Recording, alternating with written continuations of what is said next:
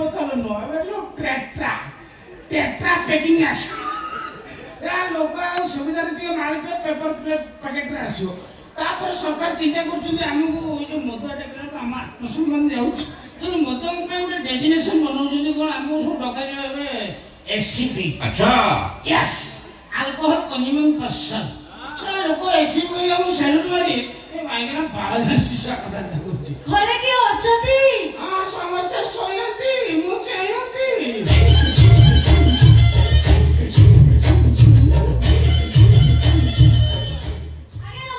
नमस्कार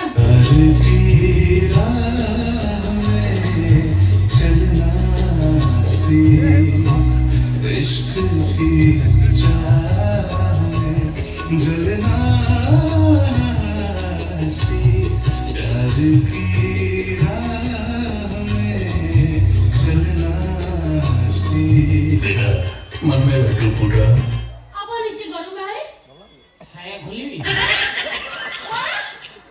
बेसी समय लागेनी फासटा दे फसी खोलियो what nonsense कोण ବି ବେକାରିଆ କଥାବାର୍ତ୍ତା କରୁଛନ୍ତି ଦେଖନ୍ତୁ ମୁଁ ଗୋଟେ ଝିଅ ପିଲା ଆପଣ ମୋର ତମର साया କାଇଁ ଏଟା ଝରକା ଦେଇ ଖରା ପଡୁଛି ଶୁଖା ହଉଛି ଭିତରେ ହାଫେଟ ବିଛି ସାର୍ କଣ କହୁଛନ୍ତି କଥା କହୁଛନ୍ତି କଣ କହୁଛନ୍ତି କଥା କହୁଛନ୍ତି ମୁଁ ମୋ ସାୟା ଖୋଲିବା କଥା କହୁଛି ତମେ ସାଡୁ କାଇଁ ମୁଁ ଖୋଲିକି ଆସି ବସି ରୁହନ୍ତୁ ଆପଣ ବ୍ୟସ୍ତ ହୁଅନ୍ତୁନି ମୁଁ ଆଡଜଷ୍ଟ କରିଦେବି ଶୁଣ ତାଛଡ଼ା ମୁଁ ଆପଣଙ୍କ ଗେଟ ପ୍ରତି ଜାଣି ସାରିଲି ଆପଣ ଜଣେ ଭଦ୍ର ନମ୍ର ସରଳ ମଣିଷ ଆପଣ କିଏ ଆପଣ ଏ ଅବସ୍ଥାରେ ଦେଖିଲା ପରେ କହୁଛନ୍ତି ମୁଁ ଜଣେ ଭଦ୍ର ସରଳ ନମ୍ର ମଣିଷ ପ୍ରକୃତରେ ଆପଣ କିଏ ପ୍ରଥମେ ମୁଁ ଆପଣଙ୍କର କେଉଁ ଅଙ୍ଗକୁ ସ୍ପର୍ଶ କରିକି ଭାବୁଅଛି ତମର ଗୋଟିଏ ଅଙ୍ଗକୁ ସ୍ପର୍ଶ କରି କେଉଁ ଅଙ୍ଗକୁ ସ୍ପର୍ଶ କରିବି ମୋର କେଉଁ ଅଙ୍ଗ ଧରିବା ଦରକାର ନାହିଁ ମୁଁ ଆହୁରି ବି ଦେଖିକି ଆପଣ ଜାଣିଛି ଆପଣ ବହୁତ ନିର୍ଯାତନା ପାଇଲେଣି ଏମିତିକି ଆପଣ ପୁରୁଷରୁ ନାରୀ ଚାଲିଲେଣି ହେ ଭଗବାନ ପ୍ରକୃତରେ ଆପଣ କିଏ ଆପଣ ନାରୀ ନୁହନ୍ତି ଆପଣ ନାରାୟଣୀ ନାରାୟଣ ନାରାୟଣ ଆପଣ ତା ସାନ ଭଉଣୀ ବୋଝ ଭାଇଆଣି କଣ କହୁଛନ୍ତି ଆପଣ ପ୍ରକୃତରେ ଆପଣ କିଏ ମୁଁ ମିଠୁ ମହାନ୍ତି ଇଲ ମିଠୁ ତୁ ହଁ ଏ ଭଗବାନ ଆଲୋ ମିଠୁ ତୁ ଏ ମରିଗଲା ବାବୁଲି ଟିକେ ଅନାରେ ମତେ ସା ତଳକୁ ନ ଆଣି କାହିଁ ବଇଯିବେ ଟିକେ ଦେହରେ ଗ୍ୟାପ ପଡ଼ିଯାଉଛି ହେଲେ ମିଠୁ ତୁ କେତେ ଥିଲୁ କେଡ଼େ ବଡ଼ ହେଇଗଲୁଣି ଆଉ ଓ ମାଇ ଗଡ୍ ଆପଣ ମୋତେ ଚିହ୍ନିଛନ୍ତି ନା ଏବେ ବେଳା କହିଲେ କେତେ ଛୋଟ ଥିଲି କେତେ ବଡ ହେଇଗଲିଣି ସମସ୍ତେ ଦିନେ ଛୋଟ ଥାନ୍ତି କ୍ରମାନ୍ୱୟରେ ବଡ଼ ହୁଅନ୍ତି ଅଲରେଡି ତମେ এই যে ଆଉ ବଡ଼ ହବା ଚାନ୍ସ କହିବୁନି ଫେବୃଆରୀ 14 ପରେ ବଡ଼ ହେଇନ ମାନେ ଆଉ ବଡ଼ ହବନି ଦେଖନ୍ତୁ ମୁଁ ସଂସାର ଯୋଜନାରୁ ଆସିଛି ସଂସାରରେ ମୋର ଆପଣ କିଛି ପ୍ରଶ୍ନ ପଚାରିବାର ଅଛି ମତେ ପଣିକିଆ ଛାଡ଼ିକି ଆଉ ଯାହା ପଚାରିବ ମୁଁ ଡକ ଡକି କହିଦେବି ପଣିକିଆ ପଚାରିବିନି ଆପଣ ଜମା ବି ବ୍ୟସ୍ତ ହୁଅନ୍ତୁନି ଆପଣ ମ୍ୟାରେଡ୍ ନା ଅନମ୍ୟାରେଡ୍ ଆଜ୍ଞା ଆପଣ ମ୍ୟାରେଡ୍ ନା ଅନମ୍ୟାରେଡ୍ କଣ କହୁଛନ୍ତି ମୁଁ ପଚାରିଲି ଆପଣ ବାହା ହେଇଛନ୍ତି ନା ନାହିଁ ଟାଇମ୍ ହଉନି ବାହାବାକୁ ଇଣ୍ଟରେଷ୍ଟ ଅଛି ମାନେ ଟାଇମ୍ ହଉନି ମୁଁ ତାହେଲେ ଆସିଛି ରୁହନ୍ତୁ ଆପଣ ମୋତେ ପଚାରିଲେ ମ୍ୟାରେଡ୍ ନା ଅନମ୍ୟାରେଡ୍ ଆପଣ ପଳଉଛନ୍ତି ତାପରେ ମୁଁ ତ କହିଲି ବାହା ହେଇନି ମୁଁ ଫାଙ୍କା ଅଛି ସିଙ୍ଗଲ ଅଛି ଅବିବାହିତ ଆପଣ ପଳେଇ ଯିବାର କାରଣ ମୋର ମ୍ୟାରେଡ୍ ପସନ୍ଦ ଦରକାର କଦର୍ଯ୍ୟ ତମ ଚିନ୍ତାଧାରା ମୁଁ ତମକୁ ବାୟାଣୀ ବୋଝ ବାୟାଣୀ ଆସନରେ ବସେଇଥିଲି ଅଥଚ ତମେ ବାହାରିଲ ଡାହାଣୀ ସବୁ ଜାଣିଛି ସରକାରଠୁ ଆରମ୍ଭ କରି କମ୍ପାନୀ ସେକ୍ଟରରେ ସମସ୍ତେ ଏକ୍ସପ୍ରେସ୍ ଥିବା କ୍ୟାଣ୍ଡିଡେଟ୍କୁ ଅଗ୍ରାଧିକାର ଦିଅନ୍ତି ବା ଖୋଜନ୍ତି ଇସ ଆଜିକାଲି ଅଭିଆଡ଼ିଛି ଗୁଡ଼ାକ ଏକ୍ସପ୍ରେସ୍ ଥିବା ଟଙ୍କା ଖୋଜୁଛ ତାମାନେ ତମେ ପରଘଇତାକୁ ଘଇତା କରିବ ପରଘରକୁ ଭାଙ୍ଗିକି ଘର ବସେଇବ ପର ମାଇକିନାକୁ ଘଇତା ଛଉଣ୍ଡ କରି ବୁଲାବ କଦର୍ଯ୍ୟ ଛି ଖଡ଼ି ବି ବାଜେ କଥାବାର୍ତ୍ତା କରୁଛନ୍ତି ହେ ବାବା ମୋର କହିବାର କଥା ହେଲା ଯୋଉ ପୁରୁଷ କିମ୍ବା ନାରୀ ବିବାହ ବନ୍ଧନରେ ବାନ୍ଧି ହେଇଛନ୍ତି ସେମାନଙ୍କ ଦାମ୍ପତ୍ୟ ଜୀବନ କେମିତି ସୁଖୀ ଭାବରେ କଟିବ ମୁଁ ସେମାନଙ୍କୁ ଟିପ୍ସ ଦେଇଥାଏ मन में बैठो पूरा टिप्स किए दो तमने तम स्टाफ ମୁଁ ନିଜେ तो निजे स्टाफ दो माने दाम्पत्य जीवन केमती सुखमय कटियो दाम्पत्य सुख भीतर जोटा आसीयो जो जिनिसटा आसीयो सेटा सब प्रैक्टिकल तमे देखियो यस ओ माय गॉड सो ये हम कोन कहथिले कोन गाइस ତାହେଲେ ଆପଣ ୱାର୍ଡ କିଟା କନ୍ତୁ କଣ କରିଦେଲେ ଆପଣ? 999 ଥର ଫାଟିଥିବା କିଡନୀଟାକୁ ଆଉ ଥରେ ଫଟେଇଦେଲ। କିଡନୀ ଫାଟ କେହି ଦେଖିକି ବିନ୍ଧା ହଉଛି। ମୋ ସ୍ତ୍ରୀ ମରିଗଲା ପରେ ମୋ କିଡନୀଟା ଜାଗା ଚେଞ୍ଜ ହେଇଯାଇଛି। ମୋ ସ୍ତ୍ରୀଟି ଆଜିକି 3 ମାସ ହେଲାଣି ଅର୍ଶ ରୋଗରେ ପଡ଼ିକି ମରିଯାଇଛି।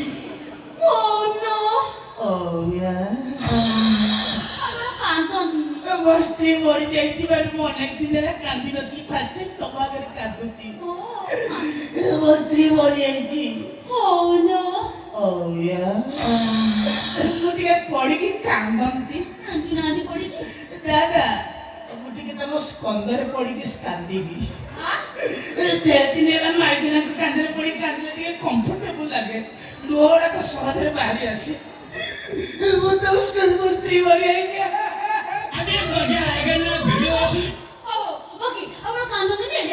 ଆମେ ସେଇଠି ବସି କନ୍ଦାକନ୍ଦି ହବା। କୋଉଠି ବସିବା? ମୋ ଜୀବନରେ ସମସ୍ତେ ବସୁଥିଲେ କିଏ ମତେ ବସେଇବ। କୋଉଠି ଯାଇନି ଭଗବାନ। ଏ ଭଗବାନ ମୋର କି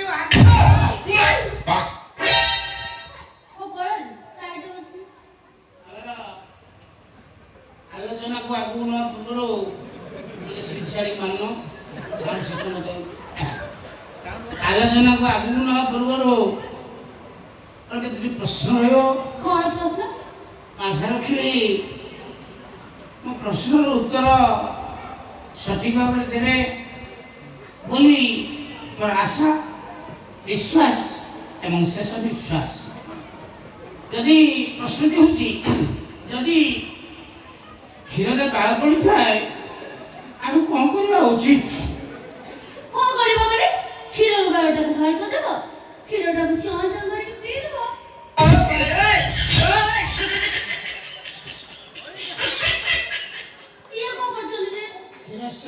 ଉପରେ ଶେଷ ପଡ଼ିଶେଷ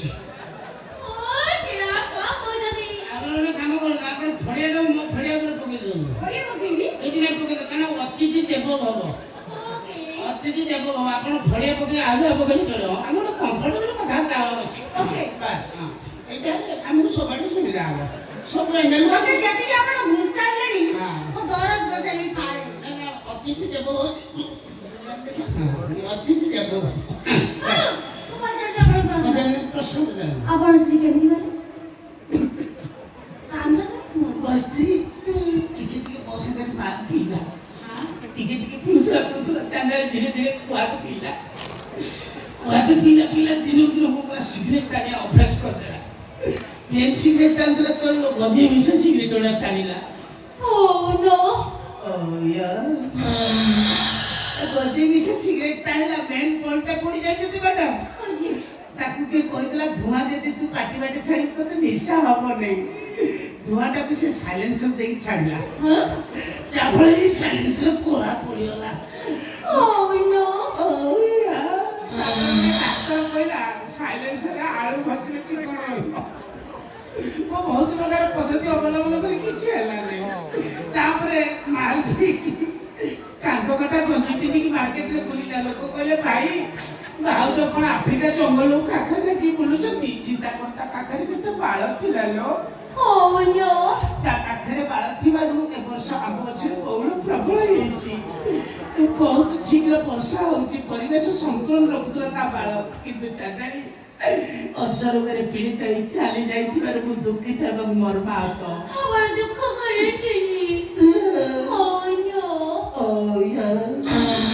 ସ୍ତ୍ରୀ ମରିଯାଇଛି। ବାବା ତମ ସ୍ତ୍ରୀ ମାନେ ମୋ ଝିଅ ମରିଗଲା। ମୁଁ 3 ମାସ ତଳେ ଦେଖିକି ଯାଇଥିଲି। ଜାଗା ଭଲ ଥିଲା, ହସୁଥିଲା, ବୁଲୁଥିଲା, ଖାଉଥିଲା, ଖେଳୁଥିଲା, କୁଟୁଥିଲା। କେମିତି ମଲା? ପ୍ରତାମା ନିଜ ମଦ ପିଇକିରି ମରିଗଲା। ଖାଲି ମଦ ପିଉନଥିଲା ଆଜ୍ଞା, ମଦ ସହିତ ସିଗାରେଟ ଟାଣୁଥିଲେ। ସିଗାରେଟ ଟାଣିଲା ମୋ ଝିଅ। ସେ କ'ଣ ସାଧାରଣ ସିଗାରେଟ? ସିଗାରେଟ ଭିତରେ ଡାଇରେକ୍ଟ ଗଞ୍ଜେଇ ପୁରେଇ ଟାଣୁଥିଲେ। ଏଇଟା ତାଙ୍କ ପାଇଁ କାଳ ହେଇଗଲା। ହେଇଗଲା ତାଙ୍କ ସ୍ୱାମୀ। ସିଏ କହୁଥିଲେ ତାଙ୍କୁ ପଚାରୁନାହାନ୍ତି, ସିଏ କହୁଥିଲେ ତାଙ୍କ ସ୍ତ୍ରୀ କୁଆଡ଼େ 3 ମାସ ତଳେ ମରିଗଲା ଅଙ୍କଲ। ମୋ ଝିଅ 3 ମାସ ହେଲାଣି ମରା ଭିତରେ ମୋତେ ଖବର କହିଲେନି। ଆଇଁଷ ପାଇ ଦେଇଥାନ୍ତି। ଆପଣ ସମାନ ଦେଇକି ଜଣେଇ ନଥିଲି କାରଣ ମୁଁ ଜାଣିଛି ଆପଣ ଏଥର କାନ୍ଦନ୍ତି କରି କାନ୍ଦିବେ ମୁଁ ଜାଣିଛି ଆପଣଙ୍କୁ ଓଠକୁ କାହିଁ କଷ୍ଟ ଦେବି ଜାଣିବେ ଆପଣ ସେ ସମାନ ଦେଇକି ଜଣେଇ ନଥିଲି ଏ ବାବା ମୋ ଝିଅ ମଦ ପିଲାଟାକୁ କିଛି କହିଲେନି ଗୋଟେ ଚାଲା କିଛି କହିଲେନି ସିଗାରେଟ ଚାଲା କିଛି କହିଲେନି ସବୁ କଥା ଶୋଇଗଲ ଶୋଇଛନ୍ତି ଆଜ୍ଞା ବହୁତ ଶୋଇଛନ୍ତି ଜାଣିଛନ୍ତି ତମ ଝିଅ କଣ କରନ୍ତି କଣ କରି ସେ ଗାଡି ଛୁଆ ତମ ଝିଅ ମଦ ନିଜର ଘରକୁ ଆସି ପିଚ୍ ରୋଲ୍ କରି ଉତ୍ତନ୍ତି କିନ୍ତୁ ବାପା ସେ ଆଜି ମରିକି ସ୍ୱର୍ଗରେ ଅଛି ଅମର ଆତ୍ମାର ସଦ୍ଗତ ପାଇଁ ମୁଁ ସମସ୍ତଙ୍କୁ ଅନୁରୋଧ କରିବି ଗୋଟିଏ ଭଳି ନିରବ ପ୍ରାର୍ଥନା କରିବା ପାଇଁ କିନ୍ତୁ ଆଜି ପର୍ଯ୍ୟନ୍ତ ମୁଁ କନଫ୍ୟୁଜରେ ଅଛି ତମ ଝିଅ ଫ୍ରିଜ ଡୋର ଖୋଲିକି ମୁତେ କେମିତି ତମ ଝିଅକୁ ବାହା ହେଇଥିଲି ମତେ ଶିଖେଇ ସାଖେଇ ତମ ବଡ ପୁଅ ସାଙ୍ଗରେ ବାହାର କରିଦେଇଥିଲ ଆରେ କଣ ଉତ୍ତନ୍ତି ଏ ବାବୁଙ୍କ ହାତ ଗଡା ଗଞ୍ଜି ପିନ୍ଧି ବଜାର ସାରା ଟୋକାମାନଙ୍କୁ ବାୟା କରନ୍ତି ତଥାପି ବାବୁ ଜଣକ ତାଙ୍କ ସ୍ତ୍ରୀକି କେତେ ଭଲ ପାଆନ୍ତି ଜାଣିଛନ୍ତି କିଛି କହିନି ସେ କିଛି କହିଲେନି ଭଲ ପାଇଲେ ବୋଲି କିଛି କହିଲେନି ନା ମୁଁ କେବଳ ଆପଣଙ୍କୁ ସମ୍ମାନ ଦେଇ କାଇଁ ବାପା ମୋ ବାପାକୁ ମୋ ଯିଏ ଜନ୍ମିତ ବାପା ମତେ କହିଲେ ମୁଁ ମରିଯାଉଛି ଶ୍ୱଶୁର ରହିଲା ଆକୁ ବାପା ଆସିଲେ ବସେଇବୁ କିନ୍ତୁ ବାପା ଆସିଲେ ବସେଇବୁ ଯେ କିନ୍ତୁ ତାକୁ ମା ଘଇତା କରିବାର ସୁଯୋଗ ଦେବୁନି କିନ୍ତୁ ସେତିକି ମତେ ଚାନ୍ସ ଭଗବାନ ଦେଇନାହାନ୍ତି ମୋର ବାହାଘର 4 ମାସ ପରେ ମୋ ବୋଉ ବି ମରିଗଲା ଆପଣ ସେ ଆଶାରେ ରହିଗଲା ଜାଣିଛନ୍ତି ଅଙ୍କଲ ମତେ ଏଇଭଳିଆ ଛୋଟ ପିଲା ଭଳିଆ କୁଣ୍ଡେଇ ଜୋର ସେ କାନ୍ଦୁନ୍ତି ଏଇଠି କୋଟେ କାନ୍ଦିଲେ ପ୍ରବଳ ତମର ବହି ଯାଇଥିବ ଲୁହ ନା ଲୋକ ଆସୁନାହାନ୍ତି ଲୋକ କହିବା କଥା ଆମେ ତ ଯାହା ପାଇଁ ବାହାରୁଥିଲୁ ସେ ଲୋକ ନାହିଁ ଆମେ ବାହାରିକି ପଡିବୁ କହୁଛୁ ଆମ ଜାଗା ନାହିଁ ପଡ଼ିଆ ବାହାରନ୍ତି ଆଖି ଫୁଲରେ ଚକେଇକି ରହିବେ ଆପଣ ଆଉ କାନ୍ଦୁନି ମତେ ଭାରି ବାଧୁଛି ତମ ସ୍ତ୍ରୀ ସିନା ମରିଗଲେ ମଲା ବେଳକୁ ଛାୟା ଖଣ୍ଡକ ଦେଇ ଯାଇଛନ୍ତି ଏ ଛାୟା ଖଣ୍ଡକୁ ମୁଁ ସରକାରଙ୍କୁ ଅନୁରୋଧ କରିବି ମ୍ୟୁଜିୟମରେ ରଖିବା ପାଇଁ ସେ ଯୋଉ ରଖୁଛ ରଖ ସେ କଥା ଛାଡ ମୋ ନମ୍ବର ଆପଣ ପାଖରେ ଅଛି ଆପଣ ଯଦି କେବେ ସଂସାର କରିବାର ଇଚ୍ଛା ହୁଏ ତାହେଲେ ମୋ ପାଖକୁ ଆସିଲେ ମୁଁ ଚିପ୍ସ ଦେବି ଯିବା ଟାଇମ୍ ହେଲାଣି ଓନ କହୁନ Oh no! Oh yeah! Oh no! Oh yeah! ଆସୁଛି ଭଙ୍କା ହେଇଯାଉଛି ଗୋଟେ